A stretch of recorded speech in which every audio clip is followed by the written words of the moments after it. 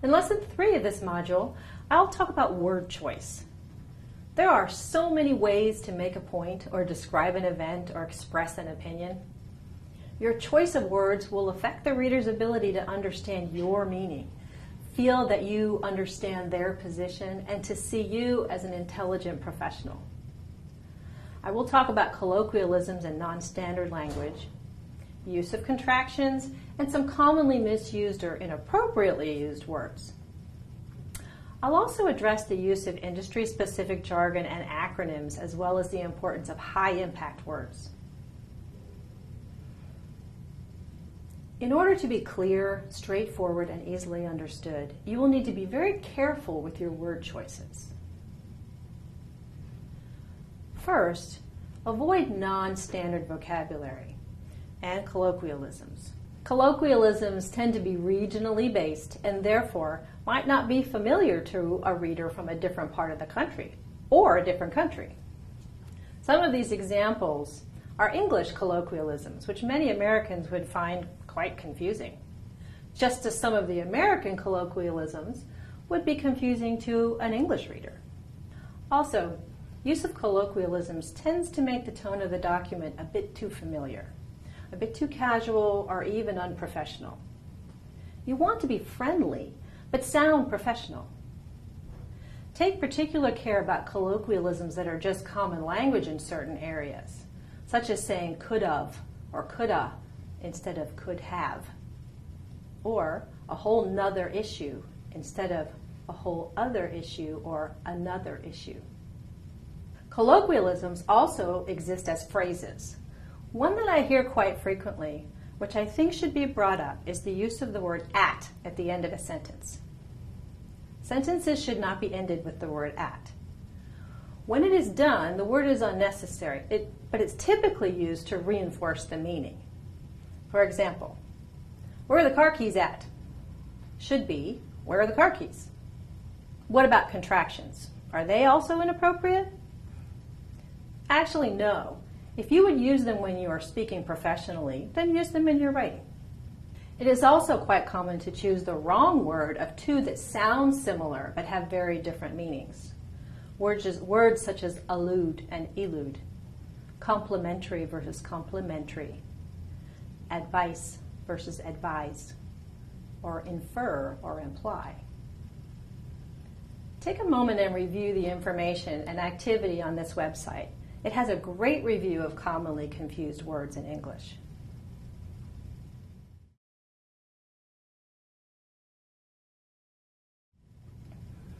It is wise to avoid acronyms. They do serve a purpose, but in proposals, reports, and memos, you do not want any reader to be unsure of the meaning of a word or an acronym. While an acronym might be quite familiar to you, you just don't know if it will be familiar to all potential readers. I mentioned in an earlier lecture that jargon is best not used in business documents.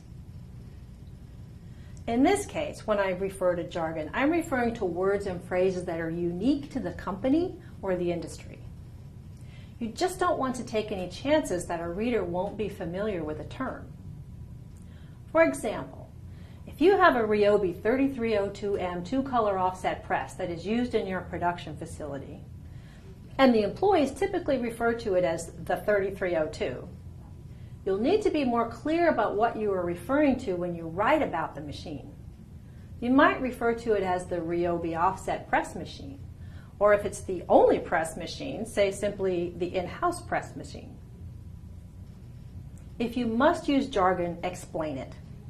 For example, in molecular biology laboratories, a DNA sequencing instrument is a very common and typically referred to as a sequencer.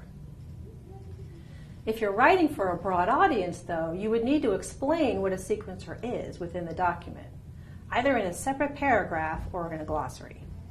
As you're choosing your words, choose words that are strong and impactful, but retain the true meaning of what you want to say. Doing so doesn't limit your ability to write simply.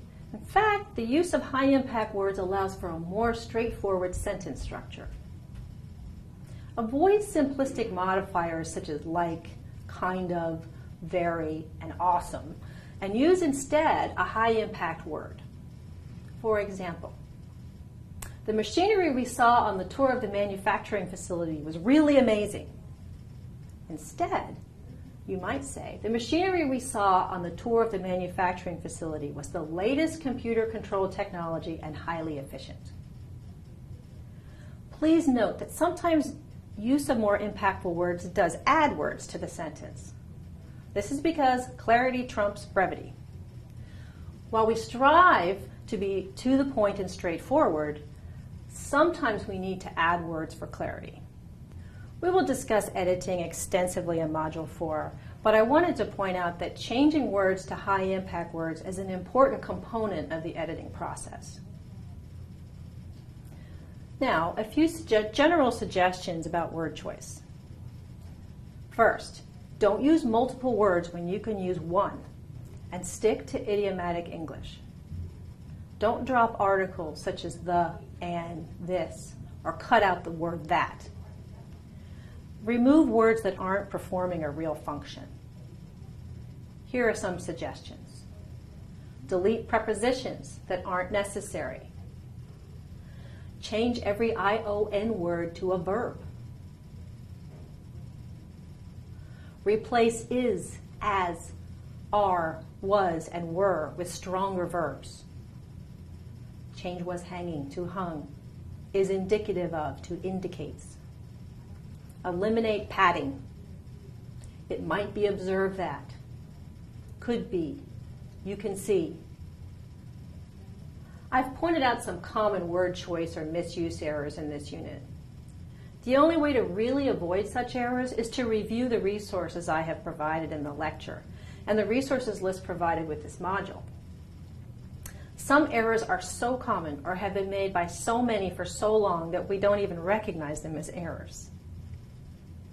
Take the time to edit your writing and remove excess wordiness and padding, and change colloquialisms and acronyms to more commonly used terms.